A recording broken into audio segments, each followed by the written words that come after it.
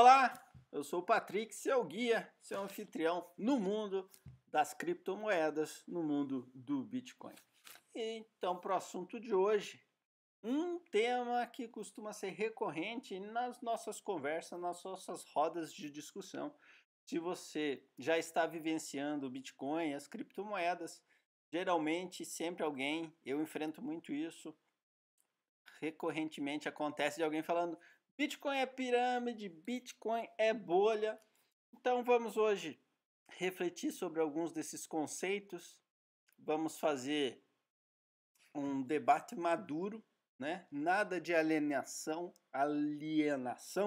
né? Pessoas alienadas correm certos riscos. Vamos sair da ignorância, vamos nos informar, nos educar e assim seremos pessoas que são capazes de tomar decisões melhores. Bitcoin é pirâmide? Bitcoin é bolha? Vamos lá, vamos refletir. Então vamos primeiramente decidir o que caracteriza uma pirâmide. Existe a questão dos novos membros e dos saques. São esses dois pontos cruciais definem se isso é um sistema de pirâmide ou não. Novos membros. Um sistema de pirâmide precisa de novos membros. Se não entrar novos membros, a pirâmide explode, o sistema desaba. Outra característica do sistema de pirâmide é que se todo mundo for sacar, ela explode. Essas duas características, esses dois eventos não precisam ocorrer ao mesmo tempo para que o sistema exploda. Uma pirâmide, se parar de entrar novos membros, ela explode. Mesmo entrando novos membros e se houver saque de todo mundo, ela explode. Se não houver novos membros e todo mundo sacar, ela explode, tá? Então, se qualquer um desses eventos ocorrer, ela explode. Isso que caracteriza uma pirâmide. Então, nós temos as pirâmides ilegais, que são criminalizadas perante lei, e temos as pirâmides legais. As pirâmides ilegais são sistemas financeiros de pirâmide, né? Aquele sistema onde você chama alguém para entrar com dinheiro, e precisa de novas pessoas o tempo todo entrando para que todos ganhem dinheiro e eventualmente em algum momento ela explode. Existem várias pirâmides financeiras maquiadas de marketing multinível, como você bem deve saber, tá? E existem as pirâmides financeiras legais, isso mesmo, permitidas por leis. Um bom exemplo disso é o sistema de previdência. A previdência, se não houver a entrada de novos membros, ela explode. E se todo mundo fosse sacar os recursos, ela explode também. Ou seja, se fala muito em déficit previdenciário. Então o governo alega que sai mais dinheiro do que entra. Ou seja, é um clássico sistema de pirâmide. Tá? Permitido por lei. Sim, permitido por lei. Outro sistema de pirâmide. O banco onde você deposita seu dinheiro é um sistema de pirâmide. Se o banco não tiver novas pessoas depositando e novas pessoas emprestando, o banco vive de emprestar dinheiro, mas o dinheiro não é dele, é dos outros, tá? É dos clientes. Se você achava que o dinheiro era do banco, você se enganou. O banco empresta o dinheiro dos outros. Essa é a maravilha do negócio, tá? Então, se o banco parar, se todo mundo hoje decidisse que não ia mais emprestar dinheiro do banco, e se o banco não tivesse mais correntista, o banco quebra. Fato, quebra. Segundo, se todo mundo amanhã for no banco sacar o dinheiro, quebra também, tá? O banco é insolvente, não existe. Eu poderia gastar horas aqui explicando para você modelos keynesianos, falando de reserva fracionária e por que não existe todo o dinheiro não está no banco. Esse dinheiro só está na sua tela, é uma ilusão. Então, todo o sistema financeiro é insolvente. Isso não é só no Brasil, é no mundo todo. Só para você ter uma ideia, tem um relatório que saiu recentemente que fez uma estimativa de quanto tempo a Casa da Moeda Americana levaria para imprimir todos os dólares que estão em contas de poupança, cheques ou contas correntes. Levaria 41 anos. Isso mesmo, 41 anos para imprimir todos os dólares que estão só na tela, eles não existem, tá? Então, o sistema financeiro global também é um sistema de pirâmides. Então, voltando para o Bitcoin. Se não houver novos adeptos do Bitcoin, o que acontece? Nada, o Bitcoin não explode, tá? O Bitcoin também não vai valorizar, porque se não tem novos adeptos, não tem nova demanda, ele não vai ter aquela explosão, aquela valorização, não vai chegar em 100 mil dólares como a gente quer, nem em 1 milhão como a gente sonha, mas continua existindo, né? Se ele tem um propósito hoje, se ele funciona, se os filipinos e os japoneses usam, se a gente manda daqui para a Rússia, daqui para a China, do Chile, um pro outro, quem usa vai continuar usando, tá? Porque ele tem sua função. Nada acontece, não explode. Então ele não atende esse requisito. Se todo mundo for sacar o Bitcoin, o que acontece? Nada, porque não tem saque. O Bitcoin que você tem está na sua carteira, né? Ela é uma rede peer-to-peer. O Bitcoin está com você, você já tem. Todo mundo só sacar, vai ficar com ele Bitcoin. Bitcoin não tem reserva fracionária. Um Bitcoin não pode estar em 2 lugares ao mesmo tempo, tá? Então, existem 16 milhões e trocentos mil Bitcoins, tá? Nesse momento em circulação. Se todo mundo for sacar os 16 milhões e trocentos mil Bitcoins, eles vão estar lá onde estão, tá? Na sua carteira ou na carteira do fulano. Não acontece nada, não explode, tá? A rede toda Bitcoin é uma rede líquida, tá? Tirando o mercado futuros especulativo, que são contratos, não são Bitcoins físicos, não acontece nada. Então, não, Bitcoin não é uma pirâmide e não atende nenhum desses requisitos de pirâmide, tá? Se alguém insistir que Bitcoin é pirâmide, há 2 motivos para a pessoa dizer que Bitcoin é pirâmide. Ela não entende o que é Bitcoin e ela também não entende o que é um sistema de pirâmide, tá? Ponto. Definitivamente não. Bitcoin não é pirâmide, tá? Ok. Bacaninha. Bolha. Bitcoin é bolha? Então vamos lá. Primeiro temos que definir que existem tipos de bolha. Nós temos a bolha da especulação financeira, movimento especulatório, e a bolha de tendência de mercado. Então, o que caracteriza uma bolha financeira? As bolhas financeiras são movimentos de especulação alavancado por crédito barato ou pela ganância pessoal também, né? Eu deixei aqui só crédito, mas também pela ganância. Então, se a gente pegar a bolha da mais recente que teve foi a bolha de 2008, a bolha imobiliária dos Estados Unidos, o que aconteceu? O que aconteceu foi o seguinte: os bancos começaram a oferecer crédito fácil para quem nunca teve crédito. E as pessoas saíram comprando casa. Só que ninguém se contentou com uma casa, porque podia ter 2, porque o banco dava crédito. Ele podia tirar uma segunda hipoteca, uma terceira, uma quarta, uma quinta e infinitamente. Enfim, há toda uma complexidade em cima disso, mas sendo básico e ao ponto, basicamente, eu ia lá, o banco me dava um empréstimo, eu comprava uma casa. Aí eu poderia pôr essa casa para alugar. E o aluguel pagava o financiamento. Então, para mim, estava lindo. Aquela casa ia sair de graça ao longo do tempo. E o que eu fazia? Ia lá no outro banco e pedia outro empréstimo. E o banco me dava empréstimo, independente de eu não ter capacidade de pagamento ou ser insolvente ou não. O banco estava distribuindo crédito feito louco. E eu ia lá e comprava uma segunda casa para pôr para alugar, fazendo o mesmo sistema. E comprava uma terceira casa, e uma quarta, e uma quinta, e assim ia. Isso criou um movimento especulatório de demanda imobiliária, porque todo mundo queria comprar uma casa para fazer isso. Todo mundo teve, de repente, essa ideia espetacular, esse mundo encantado, que você ia comprar 1, 2, 3 casas, pôr para alugar, o aluguel pagaria hipoteca e você ia ficar rico para sempre, nunca mais ia precisar trabalhar. E o que aconteceu? Houve uma demanda especulatória no mercado imobiliário, inchou, jogou o preço do mercado imobiliário lá para cima, só que em um segundo estágio, o que aconteceu? O mercado imobiliário não tinha liquidez, porque existiam mais imóveis. 2 coisas aconteciam. A pessoa comprava o imóvel, reformava e botava para vender, porque daí alguém ia comprar para pôr para alugar, certo? Então era um segundo estágio. E a pessoa comprava o imóvel e botava para alugar. Então o que acontece? A pessoa que começava a comprar para reformar para vender, daqui a pouco não tinha mais gente para comprar. Porque o que comprava para pôr para alugar não tinha mais inquilino para pagar o aluguel. E começou a ficar imóveis vazios. E de repente todo mundo viu que não tinha mais liquidez. E ninguém mais queria pagar a hipoteca, porque o imóvel que comprou tinha pago muito caro. E já não valia mais o valor da hipoteca e ninguém mais tinha dinheiro para. E não tinha mais liquidez. E o mercado rachou no meio. Tá? Isso foi uma onda especulatória. Tá? Então tá.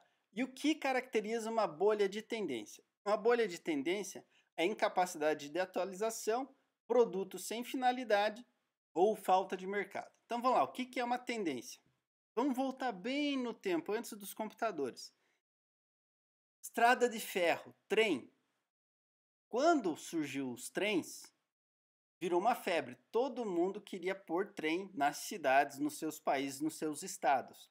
E a construção das ferrovias eram alavancadas por capital privado. Como as ferrovias se tornaram um sucesso do dia para a noite, todo mundo queria investir em ferrovia. Então bastava você abrir a boca e dizer: eu vou construir a ferrovia tal e tal, e todo mundo dava dinheiro para você, porque daí você construía a ferrovia, lançava, conseguia os contratos com o governo, contrato com as empresas, pagava seus investidores e todo mundo ficava feliz. O que aconteceu? Aconteceu uma corrida desenfreada por todo mundo querer construir ferrovia, porque dinheiro fácil. Inclusive teve épicas ferrovias no Brasil, como a Madeira Mamoré. Inclusive eu devo ter um título da Madeira Mamoré em algum lugar. Uma hora eu mostro para vocês. Que nunca terminou de ser construído. Ou seja, foi uma bolha de tendência que explodiu, porque todo mundo queria construir ferrovia, não conseguiu construir, não havia mais demanda por ferrovia, ela explodiu, tá? Isso cairia aqui num produto sem finalidade, ou a falta de mercado. Então, o que acontece? Em bolhas de tendência, quando surge uma nova tecnologia, um novo trend, há uma demanda, você inventa um novo mercado, certo? Então, você inventou uma nova tendência. E se essa nova tendência é absorvida pelo mercado, então você tem um boom de tendência. E isso gera-se uma bolha. Isso é uma coisa boa. A gente teve a bolha das ferrovias, a bolha do petróleo, nós tivemos a bolha dos computadores, né? A bolha da ferrovia explodiu, nem só por isso ferrovias são coisas ruins, tá? Temos ferrovias até hoje. A questão era a falta de necessidade de ferrovias em alguns lugares remotos que nunca foram implementadas, não havia necessidade, não havia demanda, como foi o caso da ferrovia Madeira Mamoré do Brasil, e nunca chegou ao final e nunca fez falta, né? Digamos assim. Então vamos lá. Então você tem a bolha de tendência, você pode ter incapacidade de atualização.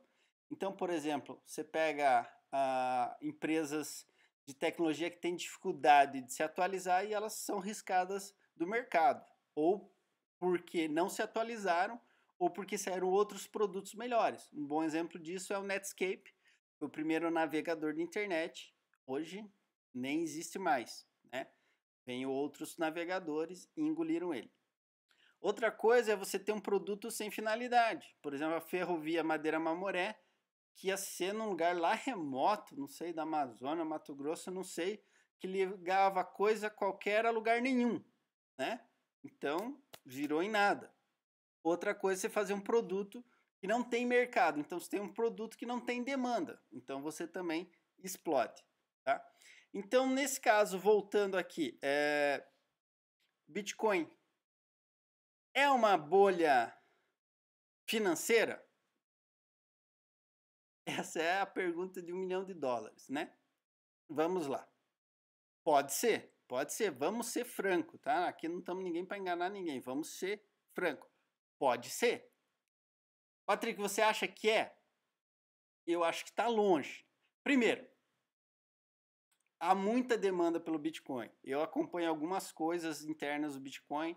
Estou participando de um processo de certificação em cima de uma plataforma que vai rodar em cima do Bitcoin. E ainda o Bitcoin há muita coisa que ser explorada dentro dele. Então, muitas aplicações que vão gerar novas demandas do Bitcoin. Então, enquanto o mercado há demanda, a possibilidade de crescimento está longe de ser uma bolha que estoura. Se a gente pegar o mercado imobiliário, ele explodiu por quê? Em última instância, ele explodiu porque não havia novos inquilinos para alugar esses imóveis e pagar o preço necessário para que essas pessoas pagassem a hipoteca. E essas pessoas pararam de comprar os imóveis das pessoas que compravam casas e reformavam. E de repente você explodiu. Por quê? Não havia mais demanda. Chegou uma hora que tinha mais oferta do que o mercado conseguia absorver. Então você quebra, a bolha explode, certo? As pessoas comparam o Bitcoin como a corrida das tulipas. Corrida das tulipas. As tulipas elas tinham poder de escala. Você pode plantar tulipas ilimitadamente e uma hora não tinha mais demanda. E óbvio que foi um movimento especulatório sem sentido, porque ela não tinha utilidade no fim das contas. Então não tem nada a ver comparar as tulipas com o Bitcoin, eu acho um absurdo. Bitcoin é limitado e o potencial de demanda dele é ilimitado.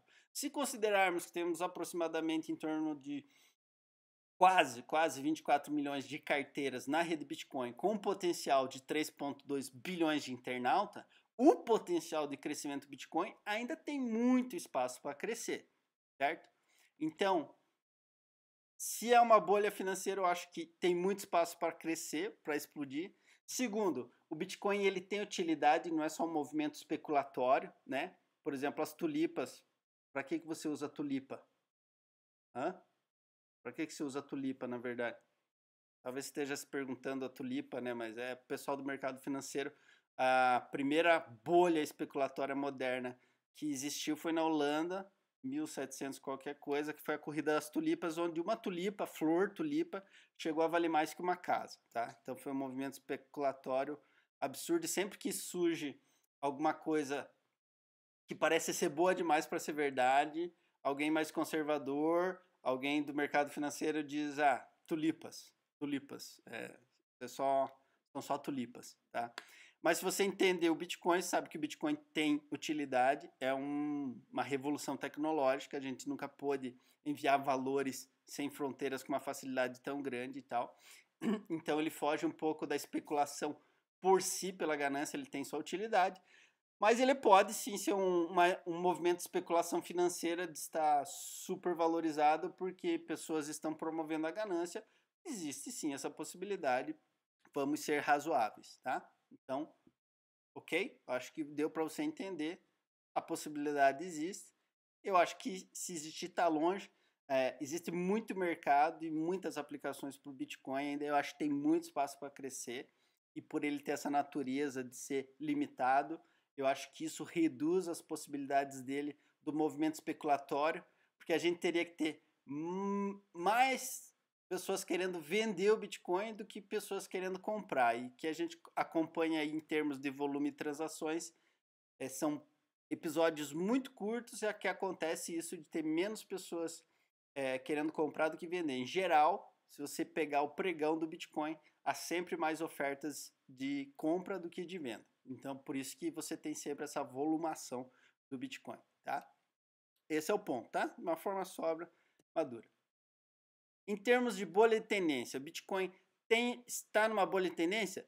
Sim, Bitcoin inventou uma nova tendência. Blockchain, criptomoedas. É assim como se tivesse nascido as ferrovias, e era a bolha das ferrovias. O Bitcoin inventou a bolha das criptos, né? Nos anos 90 foi a bolha dos .com, né? Sites, né? Nos anos 90, se você tinha um projeto para fazer um site, o pessoal te dava o dinheiro, independente se aquele site ia funcionar, se tinha finalidade ou não, que é um pouco a corrida das criptos. A gente, você viu aí no vídeo de introdução ao Altcoins, são mais de 1.500 moedas no pregão hoje oficial do Market Cap, mais de 10 mil ao redor do mundo, e é óbvio aí que uma grande parte dessas moedas é mais do mesmo, não tem uma tecnologia, nenhuma finalidade nenhuma. Então, sim, o Bitcoin, ele criou uma nova bolha de tendência e isso é uma coisa boa, sim. Assim como foi criada a bolha dos computadores, a bolha.com, e nem só por isso os sites, a internet deixaram de existir. Os bons projetos estão aí até hoje, tá? Então, o Bitcoin pode explodir por incapacidade de atualização? Sim, eu diria que hoje talvez seja o maior risco do Bitcoin e tem vários projetos ousados com tecnologia de blockchain mais moderna, superando o Bitcoin em termos de transações por segundo. Mas, Patrick, você acredita que vai explodir, que vai vir outra moeda e vai superar o Bitcoin? A possibilidade existe, eu acredito ser um pouco remota, apesar de vários afirmarem que o Bitcoin não termina 2018 sendo a maior moeda do pregão, dominando o market cap. Eu acredito diferente, eu acredito que continua, a dominância do Bitcoin continua e continua por um bom tempo, na minha opinião. se não para sempre.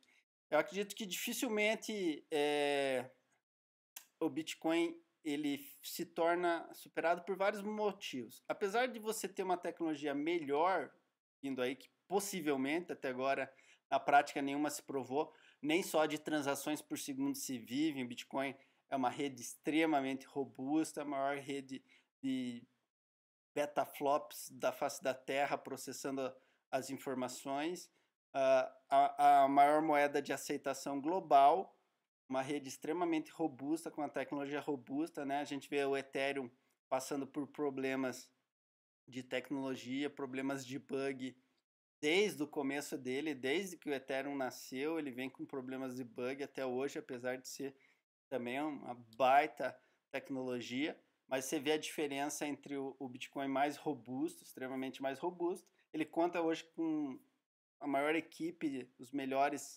programadores de blockchain do mundo estão no Bitcoin Core, e eu acredito que ainda tem muito pano para manga. Mas talvez uma das maiores ameaças em relação à bolha de tendência do Bitcoin seria ele não conseguir se atualizar devido às necessidades. Eu acho difícil, a gente tem a Line Network vindo aí para resolver o problema de escala, nós temos a Blockstream levando o Bitcoin na rede de satélite para levar ele ao redor do mundo todo, dando cobertura ao redor do mundo todo. Nós temos a tecnologia Confidential Transaction sendo implementada a rede Bitcoin. Muita coisa acontecendo aí que as pessoas não percebem e às vezes falam que o Bitcoin vai ficar para trás. Mas para ficar para trás é difícil, hein? É difícil. Produto sem finalidade. Não, Bitcoin não tem uma bolha de tendência por não ter finalidade. Ele tem uma finalidade bem clara e o sucesso do Bitcoin se deve a cumprir a sua finalidade. Ser um sistema de dinheiro eletrônico peer-to-peer que funciona esplendorosamente, perfeitamente, e por isso que ele está aí, por isso que o Bitcoin é tudo que é e tem toda essa história revolucionária e de valorização tremenda e tem sido aceita por todos como verdade inegável, tá? Então não, Bitcoin não é uma bolha de tendência por ser um produto sem finalidade e ser só um movimento especulatório. Não, Bitcoin não se enquadra nessa questão. Falta de mercado. Também não, Bitcoin tem muito mercado para crescer. Se o mercado imobiliário dos Estados Unidos sufocou, o Bitcoin é um bebê, tá? Imagine, ele tem 24 milhões de carteiras geradas na rede blockchain, tá? Então, nós temos 3,2 bilhões de internautas de usuário, né? Você tem 2 bilhões de usuários de Facebook, tá? Então, espaço para crescer tem muito, mercado para aceitar tem muito, então não. Bitcoin também não se enquadra com a bolha de tendência por falta de mercado e explodir por causa disso, tá? Então, essas são as características, essas são abordagens que nós tivemos de forma bem pragmática. Então, Bitcoin não é pirâmide, Bitcoin não é bolha no sentido de financeiro especulatório, ele pode se enquadrar. Como que ele se enquadraria, Patrick, em um movimento especulatório? Ele se enquadra ao seguinte: se todo mundo que compra Bitcoin compra só para ser valorizado e todo mundo que está comprando Bitcoin não usa para nada, então ele seria puramente um movimento especulatório, tá? Por que eu acho que isso é improvável? Por quê? Porque eu sei de conhecimento que muito Bitcoin é usado, tá? Empresas que trabalham com offshore, importação e exportação, estão lançando mão do Bitcoin. Caso você não saiba, o custo offshore no sistema financeiro para você mandar dinheiro de um país para outro, usando o sistema financeiro, em média custa 12%. E você pode fazer isso com Bitcoin por uns trocados. Então tem muita utilidade, tá? Para ele ser um movimento especulatório, a gente teria que comprar ele, especulando que alguém comprasse para um uso redundante, tá? Mas existe a possibilidade, digamos que se 90% hoje todo Bitcoin alguém compra para segurar, e daí alguém precisa especular, ele seria. Mas como ele tem uma utilidade muito grande, ele tem a possibilidade de qual que é o objetivo de uma moeda? O objetivo de um ativo? é armazenar valor e você poder transferir ele. E o Bitcoin, ele faz isso de uma forma magnânima. Entende? Você pode armazenar valor digitalmente e transferir ele ao redor do mundo instantaneamente. Isso nunca foi possível. Tá? Em termos de tendência, existe a possibilidade da tecnologia do Bitcoin ficar para trás, ser ultrapassada por outros? Sim, existe. Essa possibilidade existe. Tá? Eu acho que é pequena, improvável, porque dentro do mercado de criptomoedas a gente tem uma coisa chamada fork.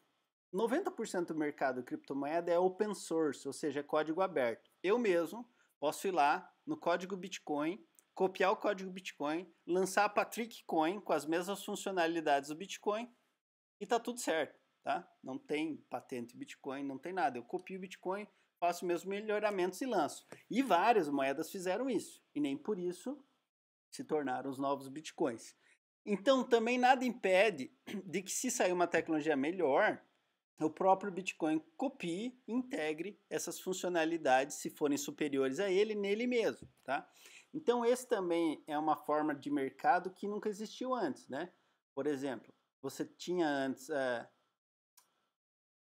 o Steve Jobs roubando a Xerox, o sistema gráfico de sistema operacional, e o Bill Gates roubando do Steve Jobs o sistema operacional, lançando o Windows e um processando o outro, porque todo mundo um era dono e o outro que era dono que o roubou e deu no que deu. E no mundo de cripto você tem tudo open source, ou seja, é código aberto, é livre. E se eu pego e lanço amanhã um código melhor que o Bitcoin, nada impede que os programadores do Bitcoin olhem para o meu código e falam: gostei disso, isso daqui vai funcionar muito bem no Bitcoin, e implementem isso no Bitcoin. Né? Inclusive, há várias discussões de outras tecnologias já de blockchain que funcionam, como o Graphene, de ser implementado um Bitcoin que resolveria o problema de escala, se esse for o único problema hoje que o Bitcoin enfrenta. Tá? Então, eu acho bem improvável isso. Tá? Mas existe essa possibilidade.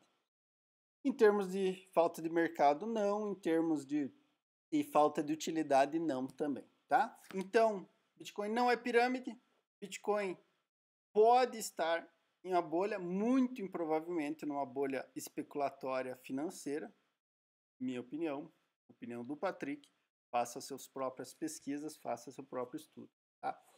E o maior risco do Bitcoin hoje seria realmente o gargalo tecnológico. Então, ele sim estaria hoje numa bolha tecnológica, num gargalo, necessitando ter alguns avanços tecnológicos. Eu acredito que a equipe é boa, o mercado envolvido no Bitcoin é muito engajado, há muito interesse, muitas empresas sólidas e fortes em volta disso, com interesses. Então, eu acho também que, ao seu devido tempo, as deficiências, os entraves serão superados. Bom, então é isso aí. Espero que tenha enriquecido o seu conhecimento, a gente tendo essa discussão aberta. É isso aí, grande abraço. A gente se vê no próximo vídeo. Tchau!